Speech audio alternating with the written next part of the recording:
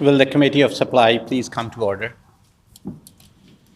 This section of the Committee of Supply will now resume consideration of the estimates for the Department of Finance. Questioning for the department will proceed in a global manner. The floor is now open for questions. Member for Midland. Thank you, Chairperson, and thank you all the staff in the department for being here today. The Minister and the NDP government are stringing Manitobans along 3 months at a time for their fuel tax holiday, not allowing Manitobans to budget further in the future. So can the Minister please tell me on January 1st what the new fuel tax rate will be, and will it be returning to 14 cents?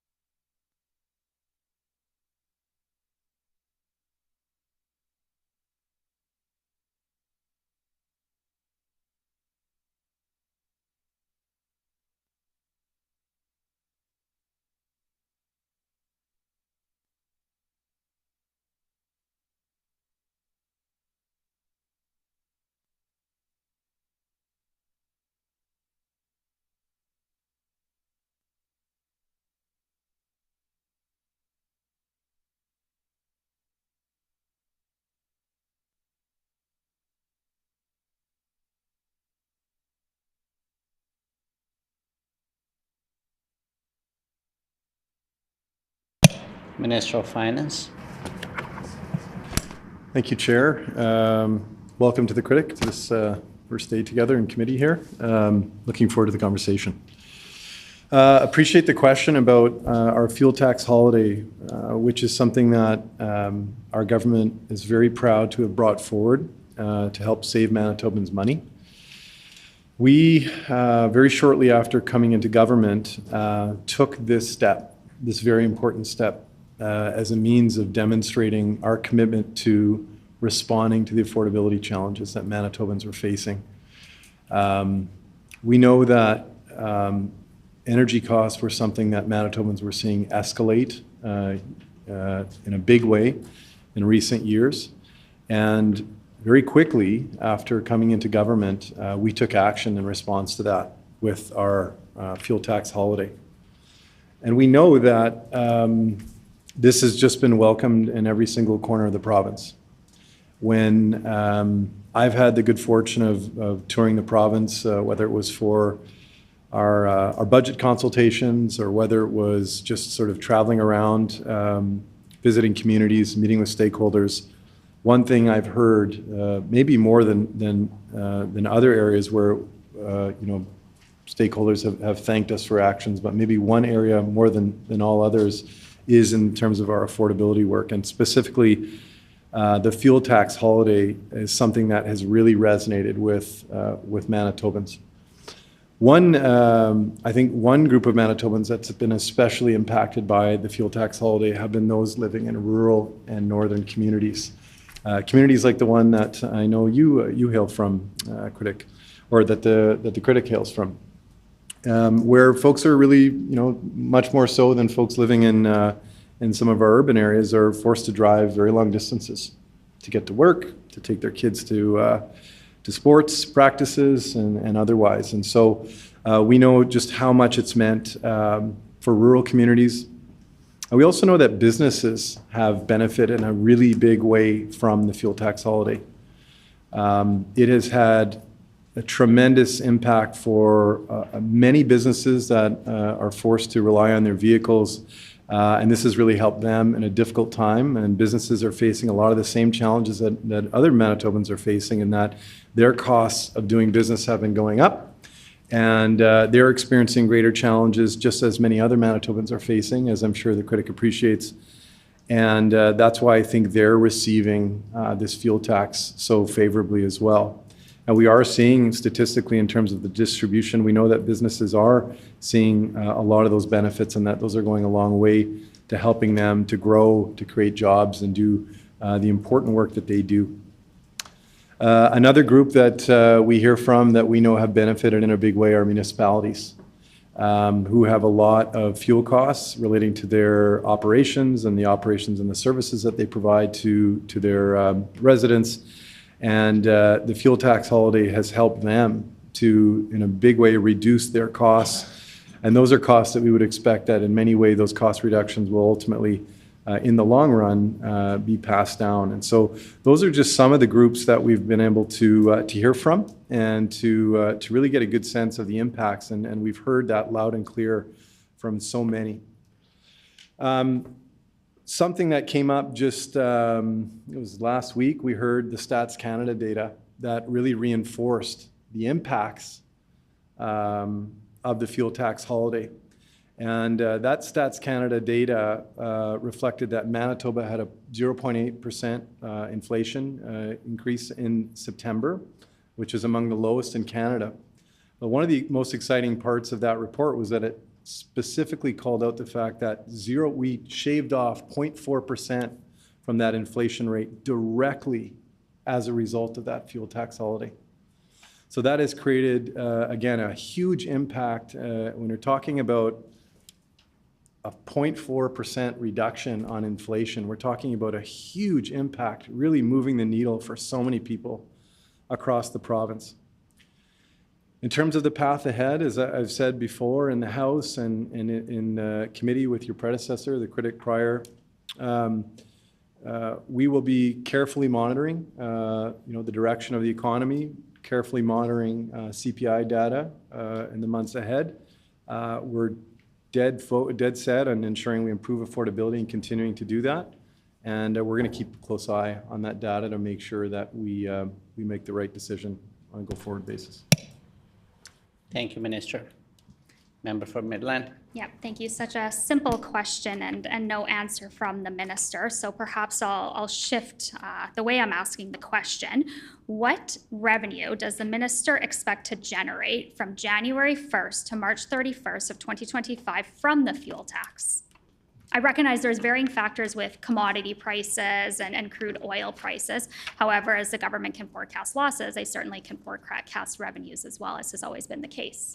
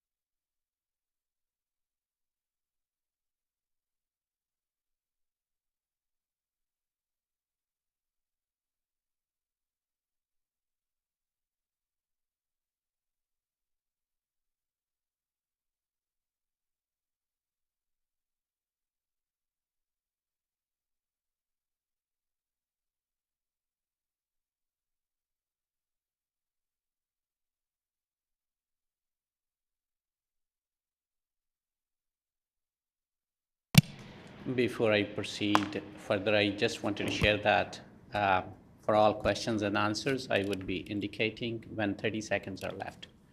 So everybody knows to wrap up. Minister of Finance. Thank you, Honorable Chair. Appreciate the question from the critic. Now, as I understood it, the question was about prospective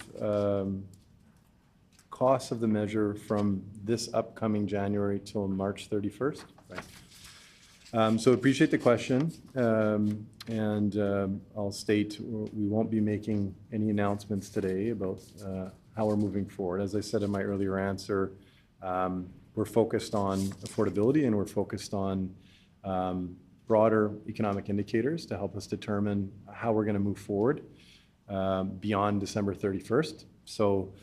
So far, as the critic will know, we're very proud to have extended this fuel tax holiday many times, and December 31st will take us to a full year.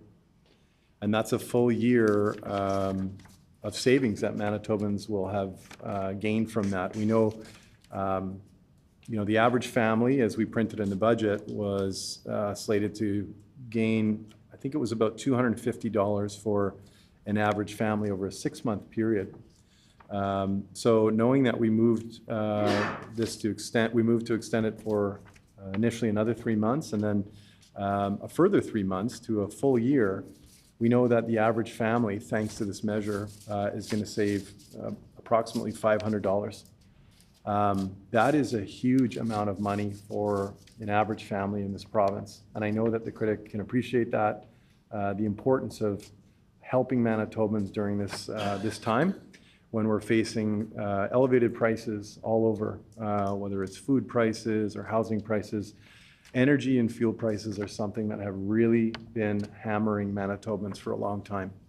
And so, the fact that we were able to extend it and to do that in a way that was fiscally responsible and that we're managing that in a way that reflects our government's focus on, again, good fiscal stewardship, has meant that Manitobans are again going to see a significant benefit, more dollars in their pocket, which means more opportunities to take the kids out for a treat to a restaurant, or more opportunities to do things that maybe they couldn't do over the last 7.5 years under the previous government. Further on the fuel tax, one thing that I do appreciate the importance, and I think the member is supportive of this measure overall in terms of the benefits that it's bringing to Manitobans. But one thing that I want to raise clearly is that we didn't see this type of initiative for 7.5 years. We heard a lot of talk, and I appreciate the member opposite wasn't there for those 7.5 years. So I'll hold her mostly, or at least partly, accountable for this with her association with the current opposition crew there.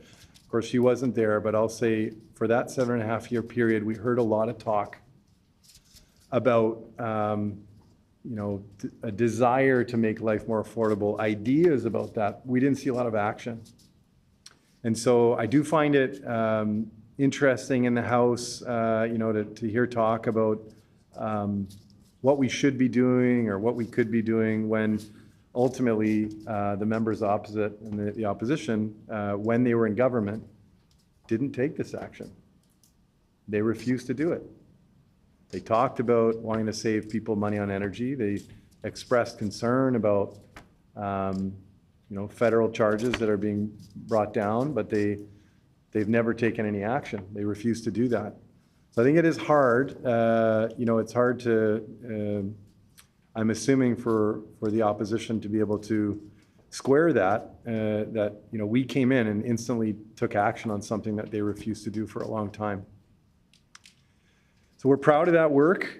In terms of the specific question, again, the member's asking for the costs associated with this measure. If it were to be implemented at a future date, we won't be talking about that because, as I've stated, there has yet to be a determination as to whether we will continue. That will be based on, again, economic data and decisions yet to be made.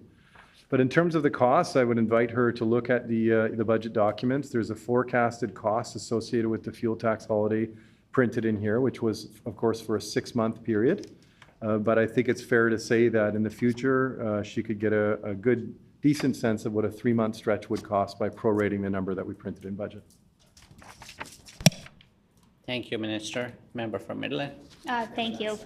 5 minutes for a really simple question yet again. And I will refer to page 10 that the minister is referring to under summary review and fuel taxes, where they have budgeted $159 million for fuel tax revenue. So does that continue to still be the projected revenue for the government on the excise fuel tax?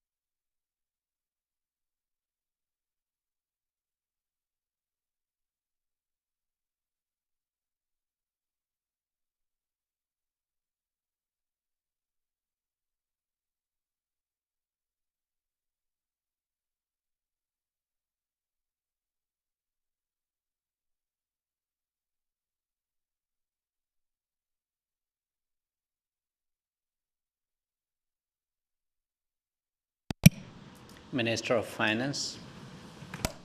Thank you so much, Chair. Again, I'm very pleased to have an opportunity to talk about the fuel tax holiday, something we know that, again, is just continues to help Manitobans every single time they go to the pump. That is something that, again, I know I and my colleagues continue to hear a lot about, which is the major benefits that families feel every time they go to the gas station. And it's something that I think helps Manitobans not only in just with broader affordability challenges, but one of the crunches that we know families are facing are those month-to-month expenses, the bills like those are the day-to-day costs that Manitobans face.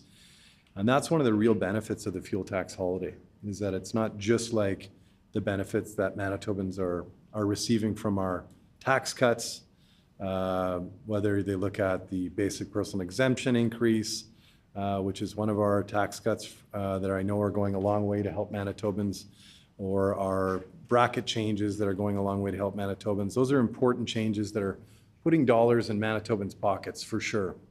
But those tax changes, of course, help us typically, at the end of the year. Of course, there are impacts from those changes on, in some ways, for some Manitobans in terms of their biweekly checks. So there's some exceptions to that. But you've got those big benefits that we've brought in through those tax changes that help us, at tax time especially. But this measure is so wonderful because it's every time you head to the pump. Every single time you get that $20 bill in your pocket that you can, again, drive off with the family, go treat your kids to McDonald's or whatever it is that you want to do with your family to take those savings, maybe put it in your savings account, whatever it is. It's that real day-to-day saving that Manitobans are able to do. And I think that reflects one of the main differences between our party and the opposition. And that is a genuine connection and understanding to the realities that working Manitobans face every single day in this province. I think about my community of St. James, which is a community that I am unbelievably proud to represent. It's a working class community. It's Manitobans working in high-vis gear. These are, regular construction worker type folks, people who are building things in this province. When I talk to them, I know just how important this measure is, and they feel that. And I think when they think about the changes that we've brought in such short order, they see a government that understands them.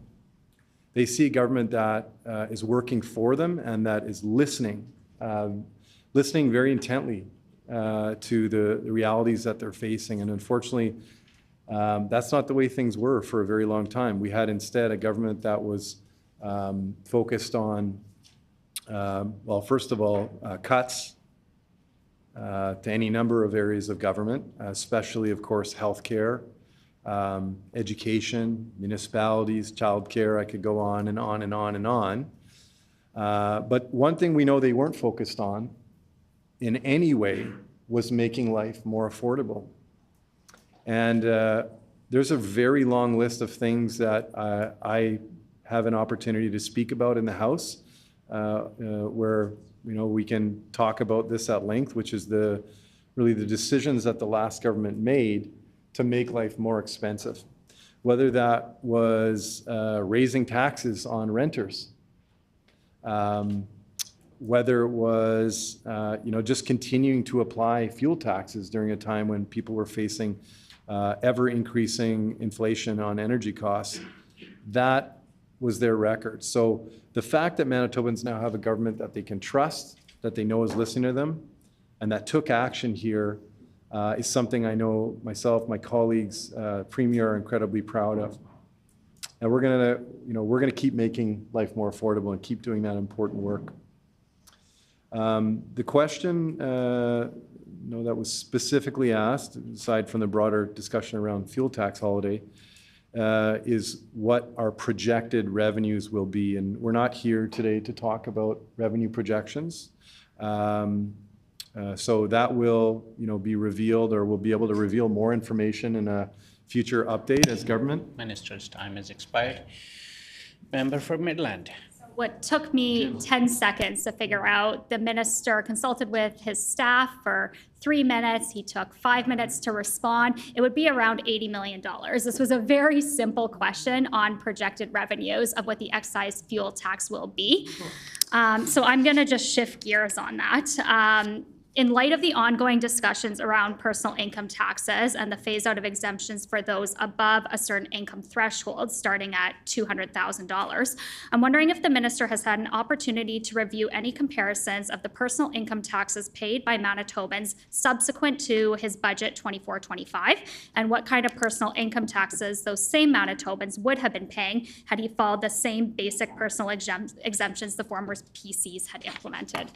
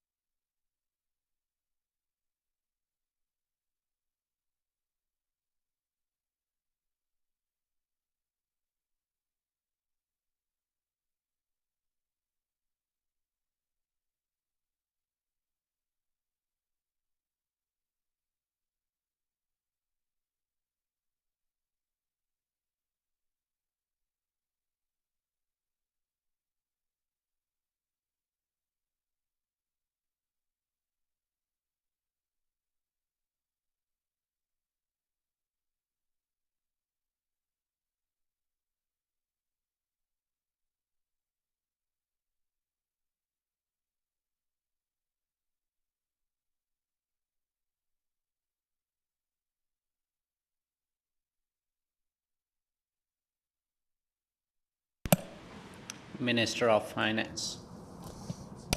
Thank you, Chair.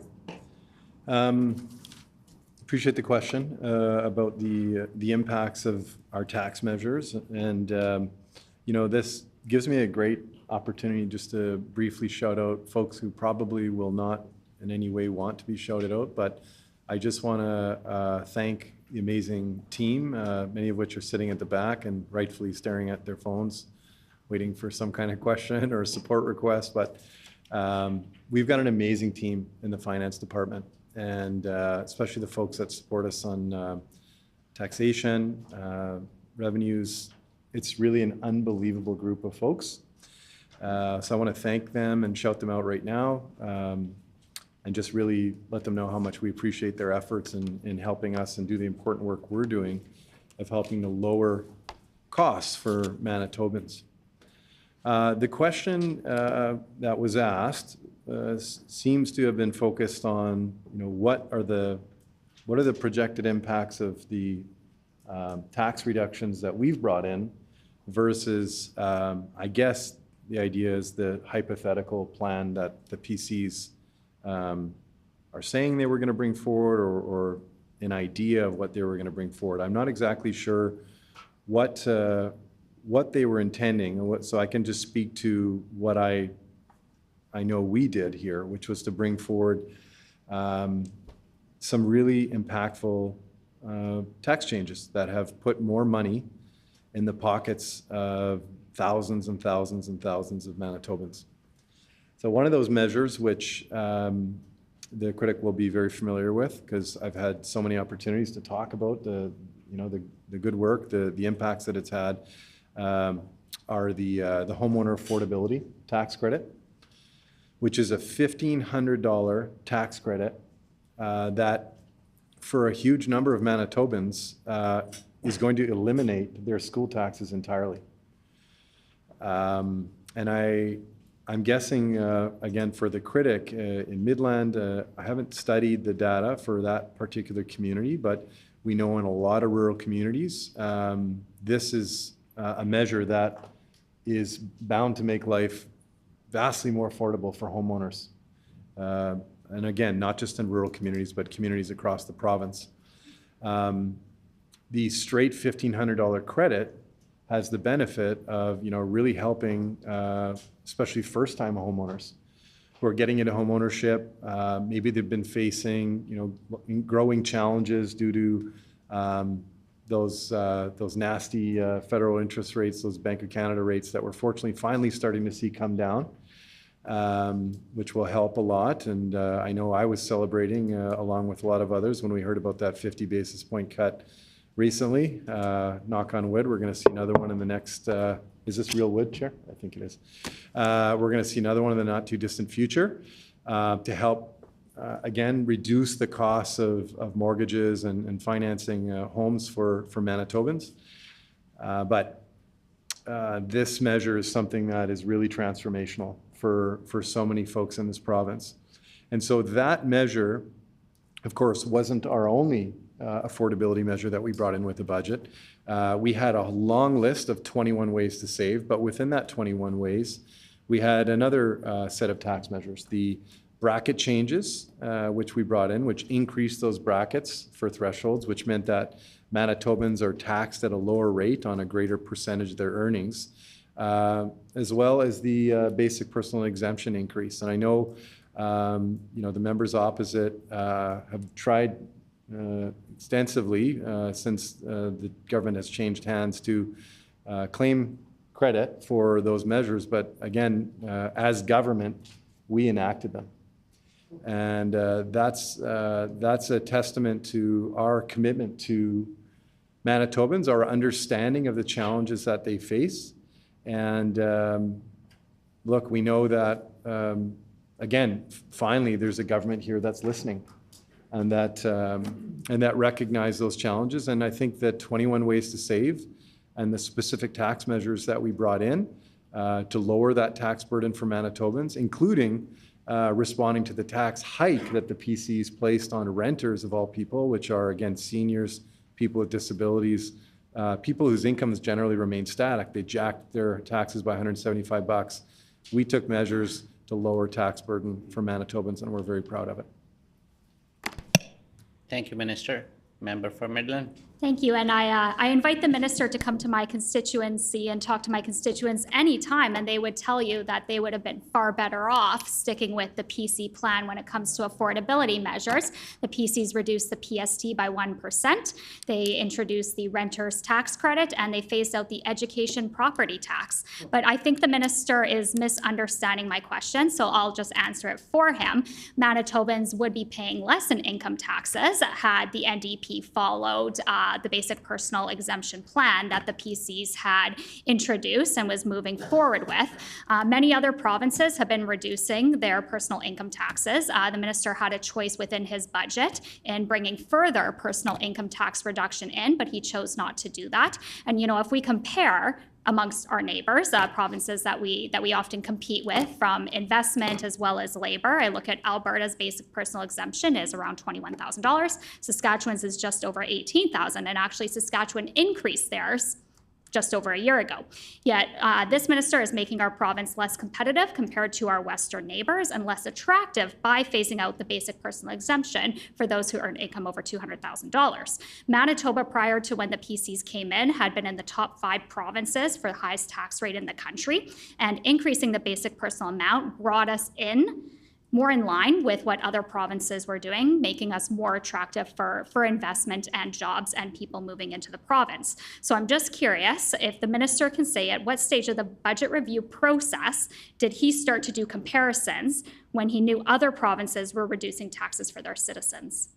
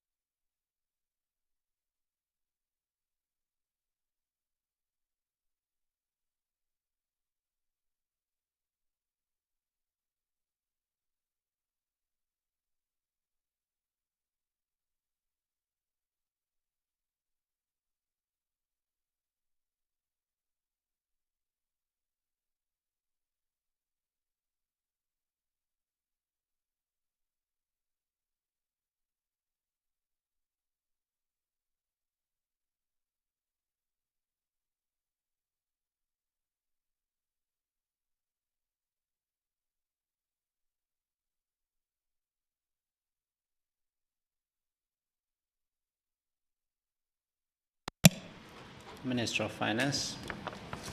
Thank you, Chair.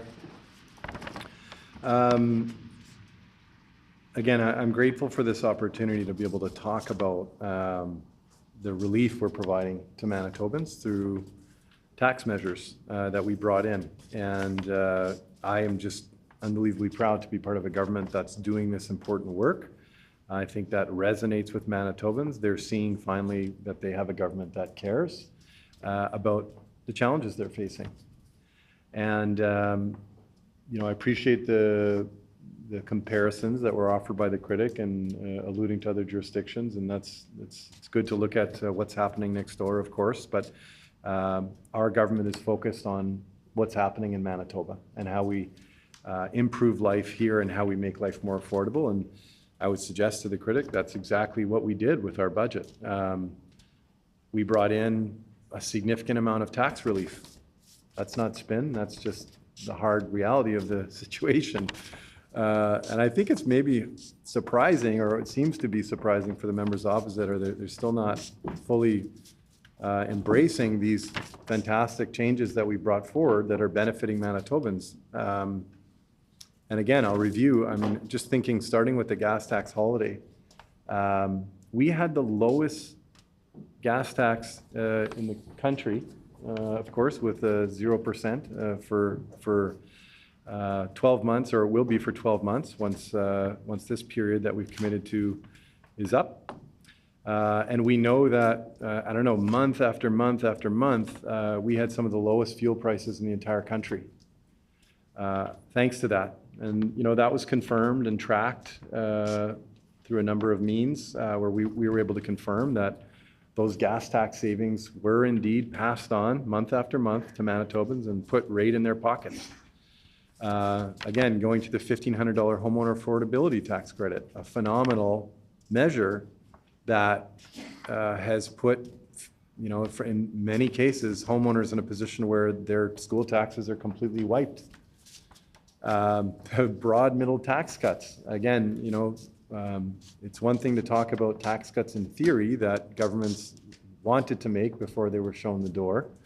It's another thing for government to actually take that action and to move forward with that.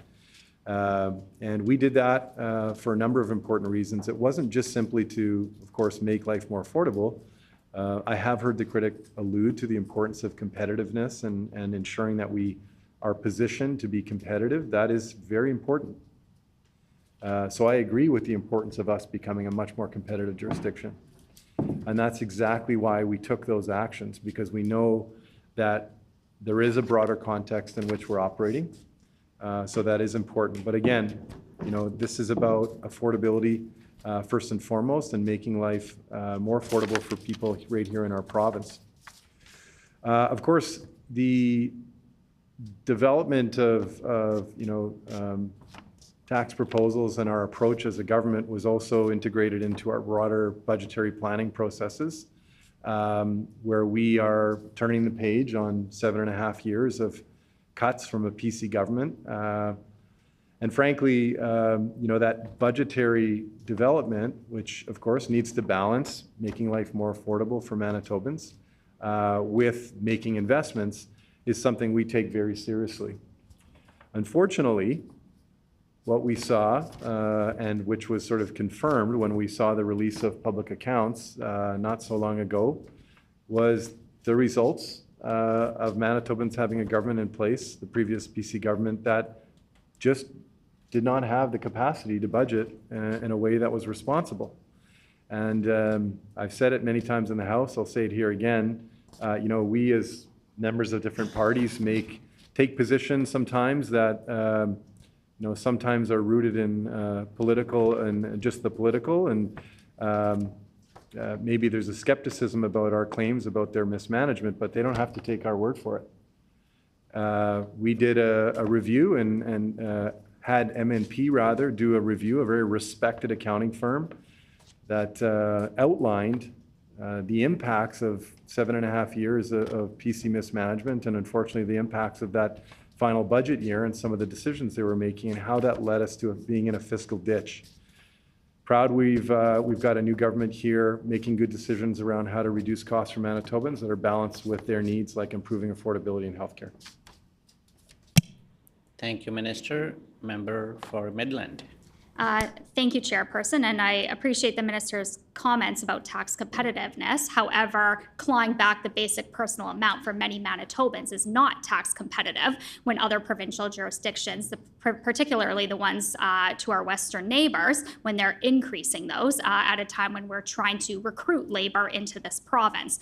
So I've now asked the Minister twice this week, and perhaps he can give me doesn't have to be an exact number, but around, relatively exact number will do. How many Manitobans earn between $200,000 and $400,000? Are we looking at 50,000 Manitobans? Are we looking at 100,000 Manitobans? If the Minister can provide me an approximate number, please.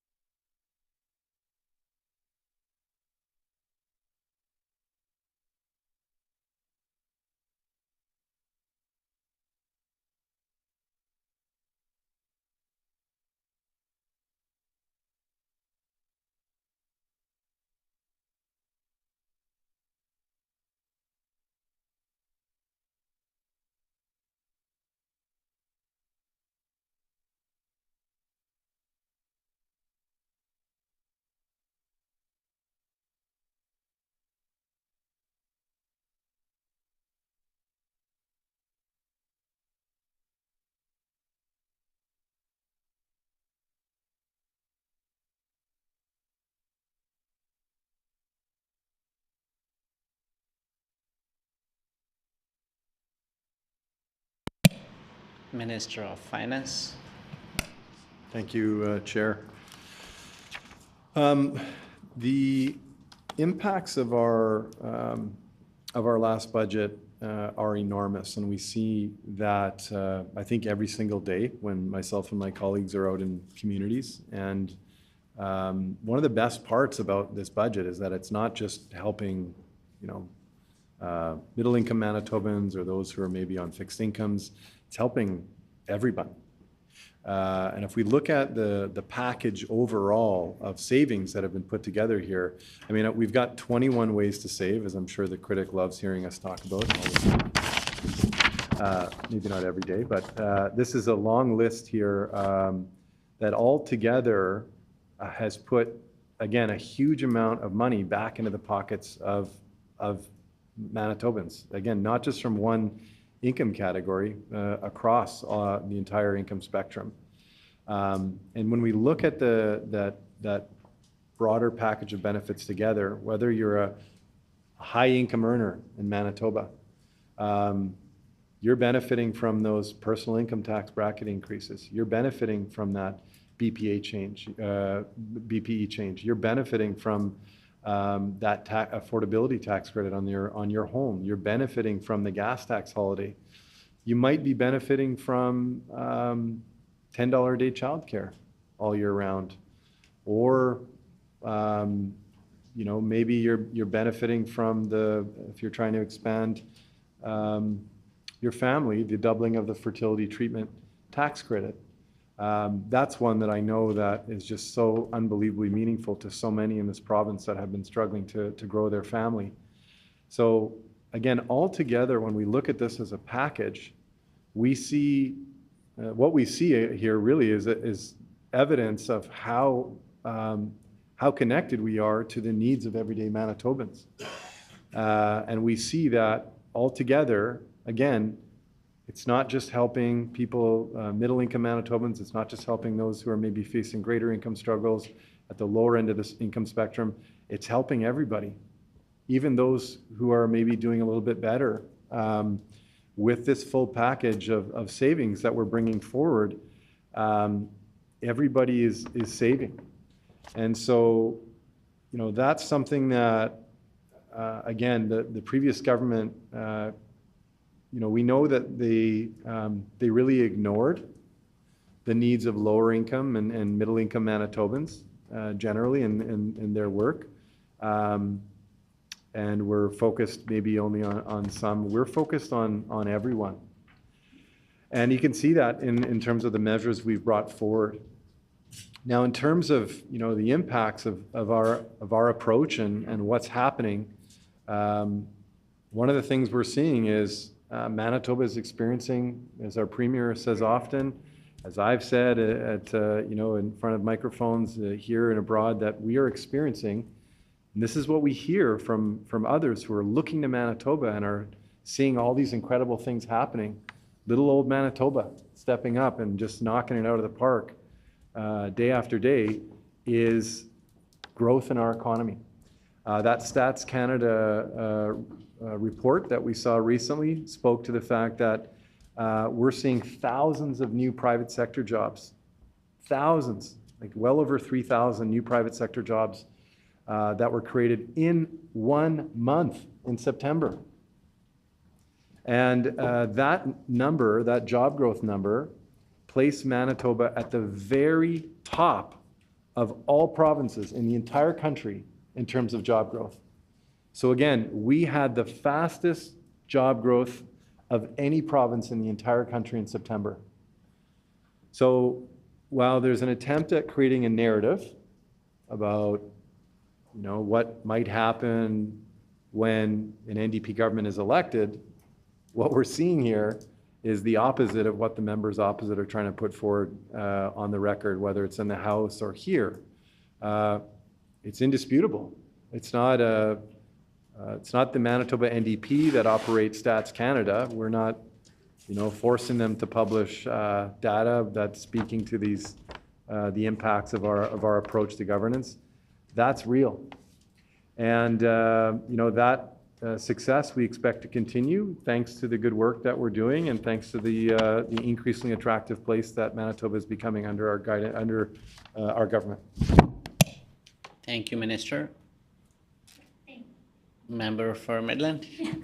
Thank you, Chairperson. And just to correct the record, the former PC government removed more than 50,000 low-income Manitobans off the tax rolls while in government and increased social benefits and rent assistance.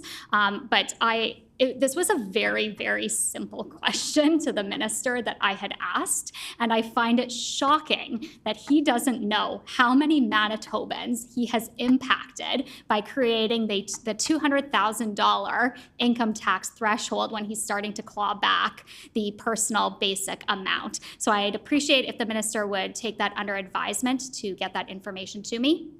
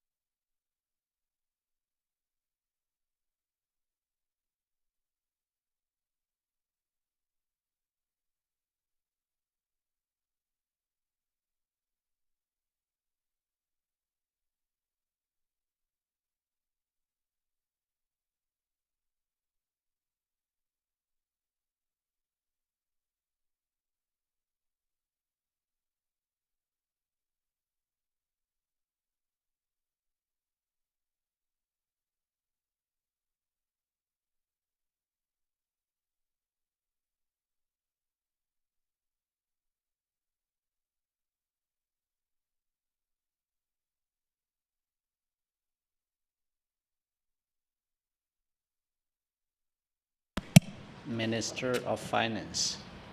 Thank you so much, Chair. Again, I love talking about the savings that we're bringing for Manitobans. Huge numbers of Manitobans, the vast majority of Manitobans who are saving under the measures that we brought forward here. And I think that's what we need to emphasize here is that we're talking about, again, first of all, every Manitoban is benefiting from the 21 measures that we brought forward. We're making life more affordable in so many different ways. But the benefits, I think the member is really focusing in on just one aspect of our broader affordability plan here, but doesn't seem to be acknowledging the broader impacts that these savings are going to have. And I'm happy to just draw their attention, if they're interested. Our budget document on page 41 puts those savings in, prints them clearly for all to see here. If they're interested, a two-income family with two kids that gain access to the affordable childcare through our plan, $6,443 they stand to save under our plan. Maybe it's a two-income family with one child that are hoping to use fertility treatment to grow their family. They stand to save on average $4,982. And then maybe it's another family with two kids, two incomes, and they want to buy a new EV. That family would save $6,109 thanks to the measures that we brought forward. So it's so important to talk about these things instead of just looking, with a microscope at only one of the measures we've taken to save costs for Manitobans, to put them together and to see when you look at this as a package, it's essentially providing savings to all Manitobans across the province. And for some, as I've outlined, they stand to save in a huge way by taking advantage of some of those offers like the EV rebate, or if you've got young kids, getting access to, again, affordable childcare, or if you want to grow your family and you're looking to access fertility treatments. Again, thousands and thousands of dollars going into their pockets. And so, this is something that we're proud of. Again, I asked the member to think about things, just if you look at the whole package that we brought forward here, she'll see it doesn't matter who you are in this province. you're going to have a bunch more money in your pocket thanks to these measures. And we're proud of that. And I struggle sometimes to understand why the members opposite don't just want to get on board and celebrate these 21 ways to save, to get on the affordability train here that's left the station, and they can join us and talk about, how they could share with their own constituents some of these great measures that are here for them to take advantage of. And I know that many folks in the critics community would be delighted to hear about these measures and to take advantage of them. And maybe even in their community, there's some producers who are reliant on Crown lands. It's not just regular Manitobans. It's also folks that are producing food for us here in the province. We haven't left them out either. They for years had their costs increase. I think, and hopefully I'm getting this number right, but I think it's about 300% increases in the cost of Crown land that were brought forward overall through some of the Crown land lease increases that the last government brought forward, again, which is having an impact not just on those farmers, on those producers, but also downstream. If they're making it more expensive to produce food, that's going to be just, those costs will just get passed on down the line. So, acknowledge the warning, Mr. Chair. These are altogether, this is an unbelievable package. This is a package that, again, is focused on the needs of everyday Manitobans, the realities that they're facing, and we're going to continue doing that work. It doesn't end here. We know that affordability challenges continue, and we're proud to continue doing that work to find new ways of delivering on that. Mike? Member for Midland. Okay, so I understand that the minister doesn't have the answer to a very simple question. So I expect that has been taken under advisement and that he will get me the number of Manitobans that make an income over $200,000.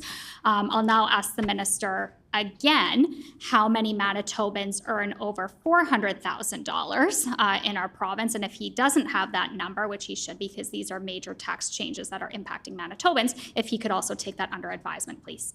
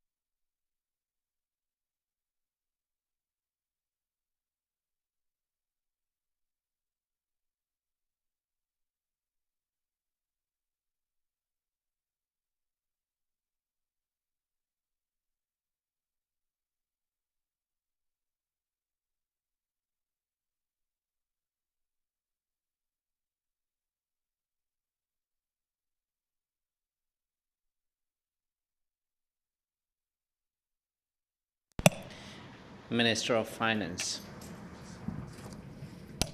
Thank you, Chair.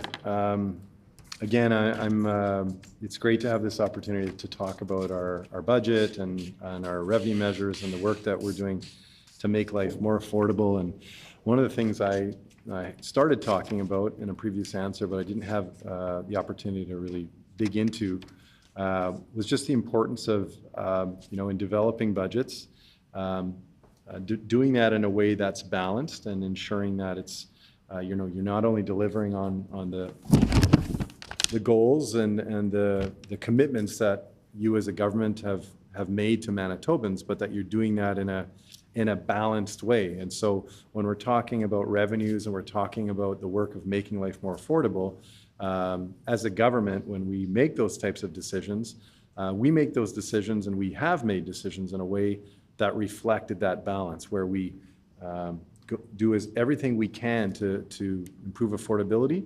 And again, we balance that with fiscal needs and our fiscal situation. And one of the things that we saw under the previous government was a failure to do that. Never mind a failure to actually deliver on making life more affordable through tax measures, through tax cuts, through doing those types of things, which we're doing.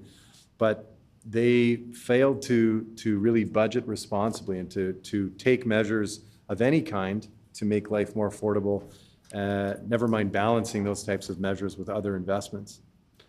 And, after, again, we'd been in for a short period of time in recognition of what we saw happening with the previous government's budget that we were left with and the direction of spending, we undertook, as I'd mentioned earlier, to have a review done by the accounting firm MNP, which is a respected accounting firm that I don't think could be accused of being partisan in any way. And I want to just read a summary from the executive summary, rather, that they put forward in that review. And I'll just read that here. Quote, "From the release of the 23-24 budget to October 3rd, 2023, budgetary decisions were made that collectively represent high budgetary risk." And that report went on to conclude that, quote, "It was reasonable to expect the government to have understood that all the unique circumstances that led to significantly higher revenues in 22-23 would not repeat in subsequent years." And then, just going further, the review also found, quote, again, these are not our words, these are the words of an independent consultant, which I'm sure the members opposite really appreciate. "The decision to aggressively budget for an above-average net income from hydro and then fail to adjust for the significant downside risk to hydro's net income in the first quarter update led to additional fiscal pressure later in the year." And then, that's end quote. And then we do know that the report went on to outline that the Health Human Resource Action Plan funding that was announced in the weeks leading up to the October 3rd election was not accounted for in public reporting. And ultimately, MNP found, quote, that it led to an incomplete picture of the province's fiscal pressures, end quote.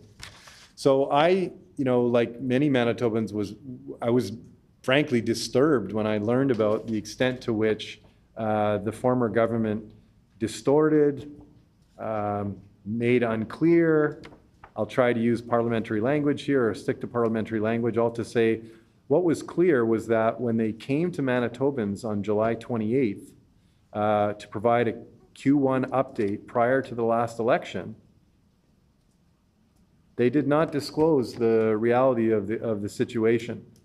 MNP made that clear, outlined, the various, I'll say, shortcomings of that Q1 update, where they did not update Manitobans that while they budgeted $550 million of hydro profits, that even though it was a drought year and it was clear that we were headed towards a very difficult place, nothing was reported. And where did hydro end up in that same fiscal year, which was clear at that point? Negative $150 million. So That represents a very concerning sort of pattern we saw from them, a lack of transparency, a lack of accountability. Manitobans can expect better from us, and they can expect better while we make life more affordable through the type of work that we brought forward in our last budget.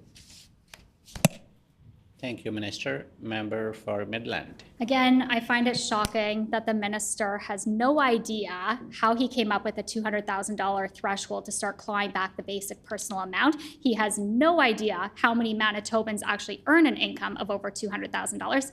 And he has no idea how many Manitobans earn an income of over $400,000. So clearly, he doesn't know the answers to the impact his tax grabs are having on many, many Manitobans. So I'm going to switch gears here. On page 101 of the budget, under borrowing and debt management strategy, can the minister please walk me through the province's long-term and short-term issuances, the number of long-term, the number of short-term, and how many will be maturing by March 31st of 2025?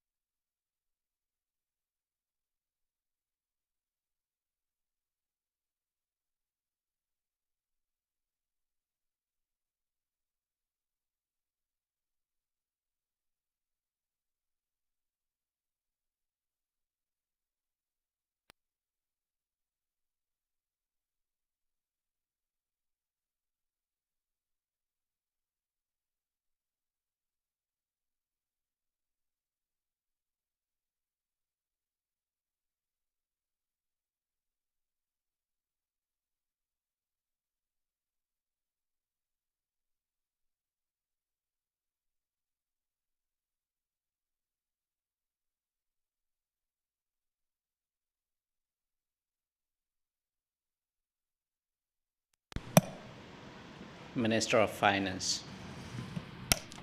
Thank you, Chair. I just want to, I didn't get to finish in my last response because we're limited by the 5-minute clock. I could talk about PC financial mismanagement for hours, but I've got to cram it into these 5-minute blocks, unfortunately. The MNP report spoke to those concerns, again, that were outlined at a high level in through those quotes I read. But I just want to go back to that July 28th Q1 update that the PCs provided prior to the last election, and just why it was so concerning from a transparency perspective. And I think we can, just point to, we've talked about hydro, the fact that clearly by any measure, there was an attempt in that budget year to really exaggerate potential hydro profits. Again, they budgeted $550 million for that for the 23-24 fiscal year, which by any measure is an exceptional number. And again, that's a polite way of characterizing it. And ultimately was likely unachievable. And even though they, we had this mounting drought situation in late July when they went out, July 28th, we'd had experienced one of our worst droughts in recent memory. Up to that point, they went out to Manitobans on July 28th and provided a fiscal update that did not account for the reality of the situation and glossed over the fact that hydro was headed for a very nasty result, which they knew about already, but again, which they decided not to reveal to Manitobans. And again, I recognize the critic was not necessarily part of that strategy or didn't design that herself, but it is worth mentioning that that's the party that she's part of here, and that was their approach. Now, I've talked about the hydro piece there, but there are other very serious things that were, again, not brought forward to Manitobans on July 28th when they did that Q1 update. One example of that was the fact that we knew that year, due to, and no question, I think concerns around PC management as a government, but also broader economic forces, tax revenues were changing in a big way. They would have had clarity on the direction of those revenue changes. There's no question. I know as the finance minister, we receive routine updates about the direction of revenues, tax revenues, and they would have known going in that ultimately the numbers that they were presenting to Manitobans were way off, and yet again failed to bring those forward in an attempt, and I would argue a rather crass attempt at, again, I want to stay within parliamentary tradition here, not fully representative of the fiscal reality that we were facing due to their poor budgeting skills. And the fact that this happened just prior to an election speaks to, I think the concern that we've repeatedly brought forward, which is Manitobans can't feel confident when the members opposite are steering the ship, that the information they're getting is accurate. And that's certainly what we saw. And never mind the fact that on July 28th, when they brought that forward, the day prior, they had announced a multi-$100 million investment, which was not included in their fiscal update. And so, when we talk about how did we get to a $2 billion deficit in 23-24, that's how we do it, Honorable Chair. That's how you get to that kind of a terrible result, through a mix of bad budgeting,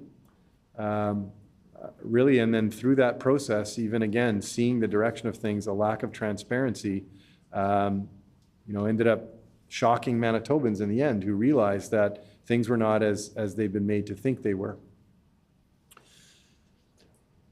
terms of this question about investments and how we manage the Treasury, I'm delighted to talk more about that. I can say that we have an unbelievably strong team in finance, as I'm sure the critic will agree. incredible civil servants who are doing really great work and keeping our cost of capital as low as possible.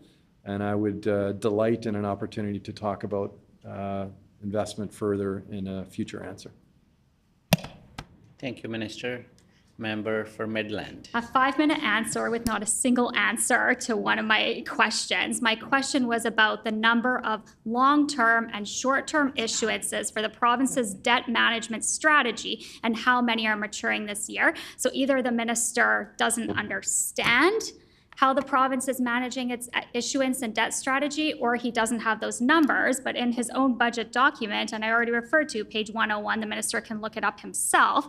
It mentions in January 2024, the province increased its promissory note program to authorize the issuance of up to 1.5 billion and intended to increase the liquidity available to the province. It talks about long-term markets. It talks about benchmark size issuance in 10-year and 30-year terms.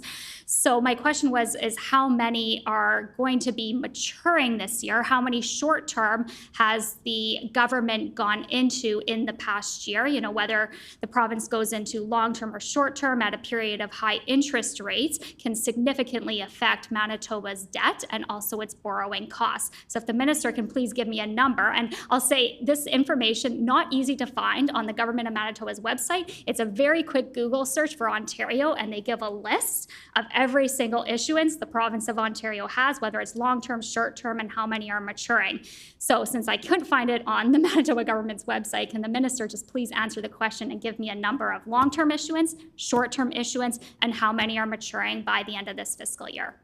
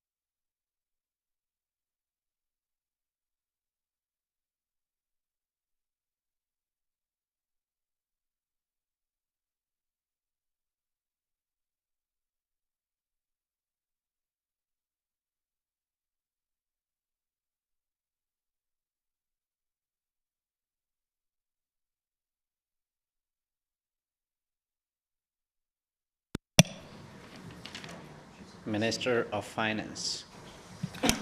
Thank you, Chair. I appreciate an opportunity to talk about treasury management and debt management, and appreciate the importance of those questions and the fact that the critic's digging into that. Thank her for an opportunity to speak about that. And I can say that as the finance minister, I appreciate the importance of approaching that debt management, that treasury management cautiously as being just an exceedingly important part about how we govern. And that's something that's critical because we know that in the long term, the rates at which we issue debt will have significant impacts. And so it's very important that we get it right. And I'm confident that that work is being done in a manner that reflects our focus, which is ensuring that ultimately Manitoba pays as little as possible for that capital over the long term. One thing that I'm proud to speak about is when you talk about treasury management and how we issue debt, is how our decisions are received out in the world by those who are in many ways responsible for determining our cost of capital, which are credit rating agencies. And really happy to just speak to, just offer one. There were a long list of great quotes that we had after our last budget, and we're continuing to see great, I'll call them report cards from credit rating agencies about the approach that's being taken by our government. Example here, just one from S&P, a global report that they issued, where they stated, quote, "We believe the new government is committed to fiscal sustainability in the long term," end quote. Again, we see another quote here.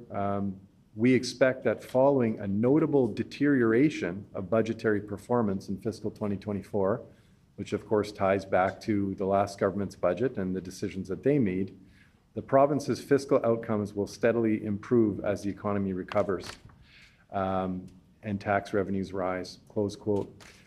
So, we're seeing, these are just a couple, again, quotes we saw from S&P. There are many others where we see this, I'll say, stamps of approval from these credit rating agencies who are seeing that not only are they pleased with the budget that we released and they're pleased with the way that that demonstrates a commitment to fiscal responsibility, but I think it's fair to say that that extends to our debt management strategies and our approaches, that they also believe that we are doing that work in a good way and in a way that will help to minimize our debt burden and ultimately the costs associated with that debt. Relating to that, I want to talk about, the broader importance of that work and how that extends to relationships with credit rating agencies who, again, are observing our debt management strategies and our approaches to budgeting. And just to talk about how wonderful it's been for me in this role to develop strong relationships with investors and those that are lending Manitoba money. We have placed, and I know the Premier has placed, an incredible degree of importance, of heightened importance on those relationships and building strong, trusting relationships with rating agencies and investors to ensure that they have confidence in us as a government. And it's been a really remarkable experience for me, really understanding that landscape at a deeper level, developing those trusting relationships, and really showing that our government is committed to fiscal sustainability in the long term. And we're seeing that, again, be borne out through the reports that are being issued about our fiscal decision-making. And I suspect that those positive reviews will continue because we are deeply committed to fiscal responsibility. And that's incredibly important for a number of reasons. It's incredibly important, I think, first and foremost, because it's only through that we can deliver on those healthcare and affordability and education investment commitments that we made. We need to do that. So to the member's question, I will point her to the finance website, where there's a PowerPoint there that can be found called the Manitoba Investor Relation Presentation. It's a 22-page presentation that should have the answer to the questions that she's asking. Or she can turn to page 104 of our budget for, again, a look at the debt maturity schedule, which will also provide her the information she's seeking. Thank you, Minister.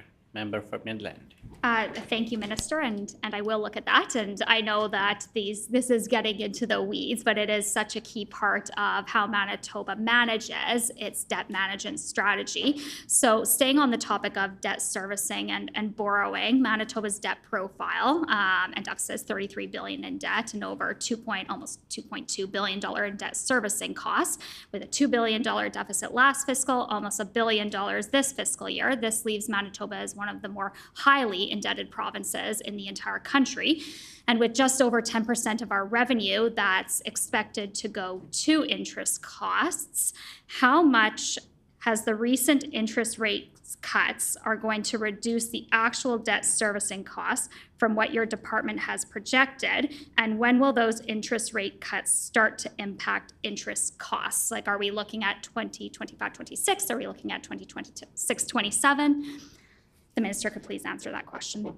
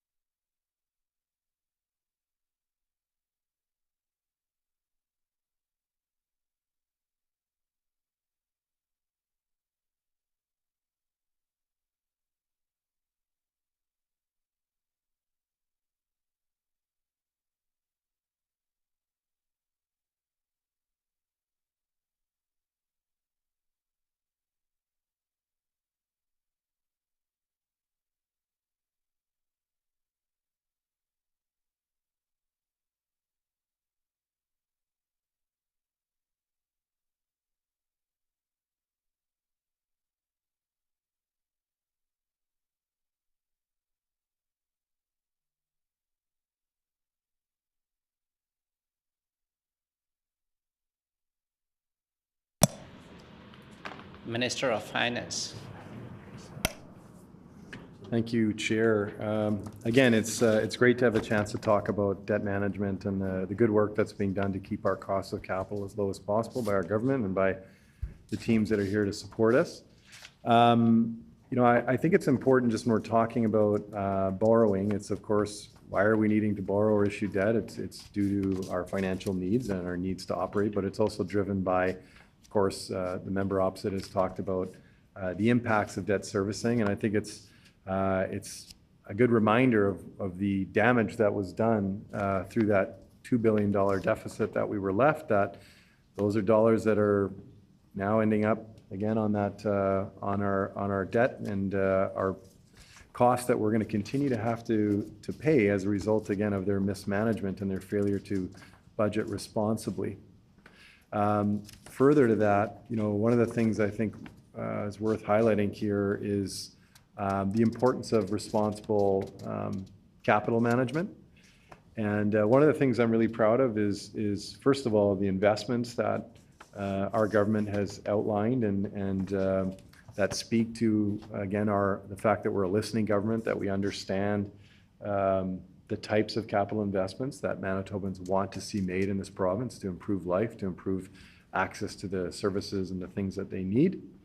But again, in relation to that, one of the things we have to ensure is that we're responsible in making those capital investments. And I think that our budget does exactly that. So I have a lot of opportunities to talk about the fact that our core budget itself was, struck a great balance between making life more affordable, investing in healthcare, while still keeping an eye on our fiscal commitments to balance the budget in our final year of our first mandate. But we also did, I think, took a similarly responsible approach, a forward-looking approach, a sustainable approach when it comes to capital. And, the budget document spells out that we're making $1.7 billion in capital investments this year. And it also spells out our approach in black and white for all to see in future years as it relates to capital investments as well. And one of the things that I think that we did well here was to, again, as a very fiscally responsible government, focus in on fine-tuning that number, 1.7, at a level that we knew was responsive to the needs that we have here in Manitoba, but that again was responsible, and that would ensure that from a credit rating agency perspective, from a debt perspective, that we were moving forward in a way that was most importantly sustainable.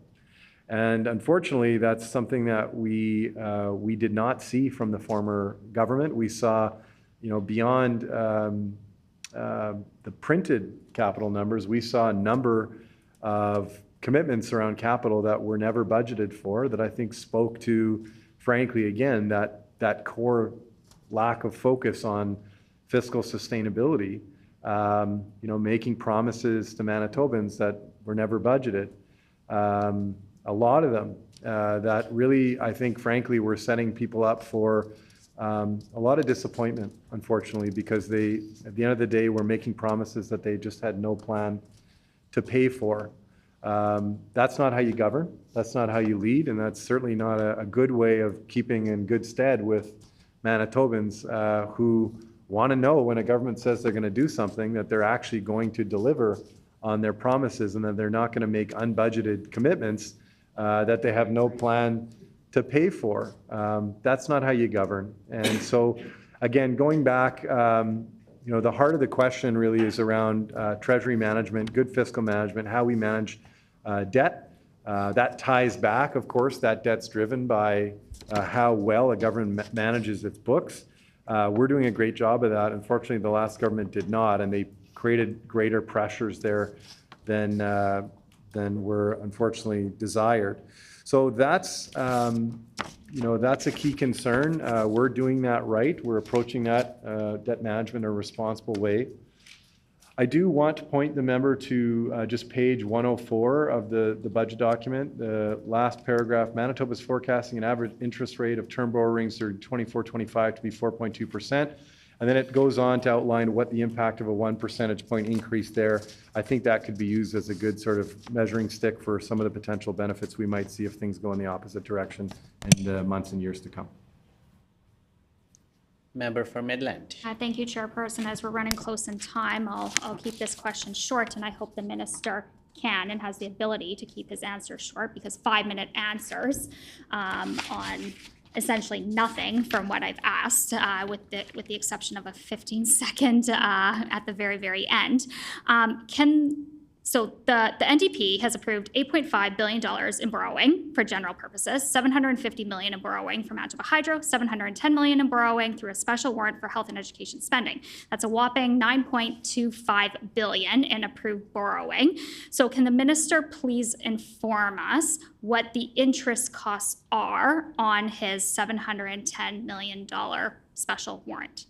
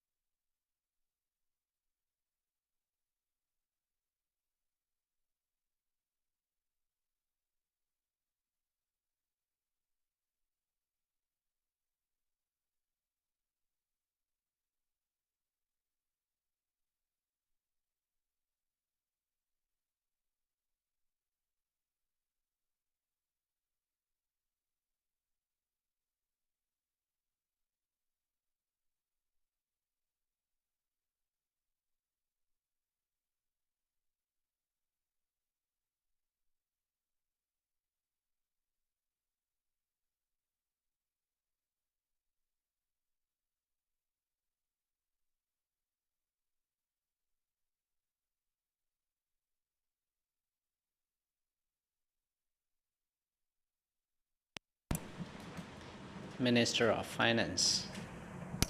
Thank you, Chair. Again, I love talking about the good work that's happening in Treasury Management by our team, and the fact that we're doing everything we can to keep the cost of capital as low as possible, and that's incredibly important. And that's being delivered on, not, of course, only through good overall budgetary management and good management of our capital costs, but just also being driven by, again, great trusting relationships that we're developing with investors through, again, a focused effort by the Premier, by myself, by our teams, the incredible people working in our Treasury Division, and my deputy and the team around him, in really building those trusting relationships that helps to ensure that those folks that are lending us money have confidence in the leadership of this province, that we are committed to what we say we're committed to, which is delivering on a fiscally sustainable approach. And again, our commitment around that is clear. We have spoken publicly about our commitment to a balanced budget in our final year of our mandate repeatedly, and it's something I know that I can share here that is of an unbelievable level of importance for the Premier and for our team. And every day, we make strides towards ensuring that we deliver on those commitments as made. And that's incredibly important for a number of reasons, but it's especially important for the reasons I think that the critic is driving at, which is, how do we ensure that that we're keeping those costs of capital as low as possible. Unfortunately, again, it was a challenging period of 7.5 years that we had there under their leadership, where we saw, I guess you'd say, just a loosening of the reins, or I don't know how to characterize it, again, using parliamentary language, but where things just kind of got a bit out of control, if you will, over the last couple of years, especially under the Heather Stephenson government during her tenure. That's when I think things really took a turn for the worse. We did see under the, during that 7.5 years, we did see credit rating agencies lower credit ratings under the tenure of the PCs early on. But again, the damage that they did was highlighted there with the public accounts release that really spoke to the way that they approach budgetary management, which was unfortunately not with an eye on fiscal sustainability. And now we had to dig ourselves out of that hole. That created significant challenges. And of course, for credit rating agencies who are looking to Manitoba and trying to understand what was happening, really helping them to just get a clear line of sight on how the former government approached things and how we're different. So we've done that work, and I can say with confidence now that I'm proud that credit rating agencies have developed, I think, and continue to develop that trust in us, again, not just due to that relationship building, but also because of the work that they see us doing, the budget that we put forward, our approach on capital, and that's benefiting us day in and day out, and will continue to. And I'll say, overall, this question about Treasury management and our approach, I can say for the member, we're very opportunistic as it relates to taking advantage of these opportunities that are opening up. And I'll expect us to continue doing that. That's critical, that we do take advantage of these opportunities that we're seeing as a result of these lowering interest rates. Manitobans stand to benefit from us being very strategic and very, again, opportunistic about leveraging those interest rate drops to the greatest extent we possibly can. And, in terms of the specifics around debt servicing costs, I would invite the member to turn to page 7 of our budget document, which spells out very clearly information relating to that. And then also, if they're interested in future fiscal year borrowing requirements, page 103 of the budget document also spells those out and should provide her with some of the insights that she's seeking here today at committee. Thank you, Minister. A member for Midland. Thank you, Chairperson. The NDP government was left with a $373 million surplus, and they turned that into a $2 billion deficit because of their overspending. They're the ones that approved the $710 million special warrant. They're the ones that approved $750 million for Manitoba Hydro. They're the ones that approved over $9 billion in borrowing. So I'm pleased that the minister has referenced the credit rating document that he did earlier. As I mentioned, with just over 10% of our revenue expected to go to interest costs, our credit ratings are incredibly important. Last year, I believe our ratings were A+ stable from S&P, A high from DBRS, and AA2 from Moody's. So I asked the minister how confident he is that Manitoba will not be downgraded, and what is his financial management strategy to ensure a downgrade doesn't happen. That exact document that he referenced showed that Manitoba could return to balance by 2026. Our interest costs and interest ratings will be reflected by whether Manitoba is downgraded or not, and the minister will know, if you're downgraded 2 points, then you're now a investor risk province. So how confident is he that our ratings will not be impacted this year?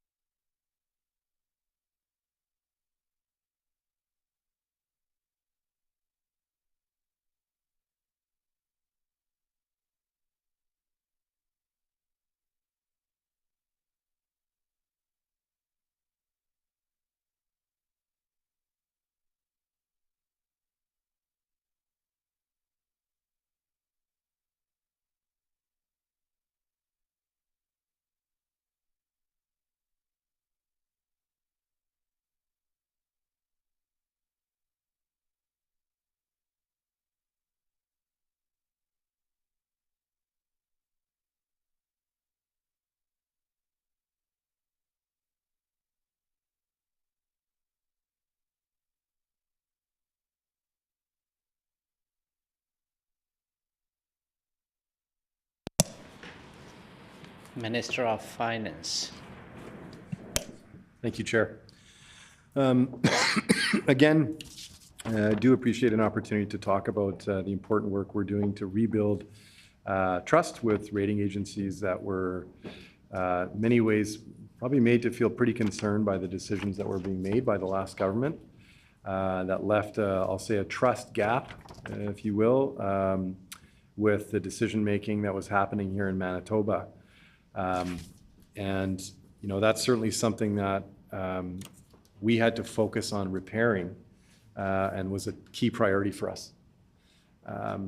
We have, as I said, we've been developing these fantastic relationships with investors, and we've had to a certain extent, dig our way out of a hole here that had been created by the former government, driven in many ways by the gigantic $2 billion deficit that they left Manitobans. So, you know, I know that there's talk at times about some kind of a surplus last fiscal, but I'll remind the member that 23-24 was a budget that was designed by the Conservatives.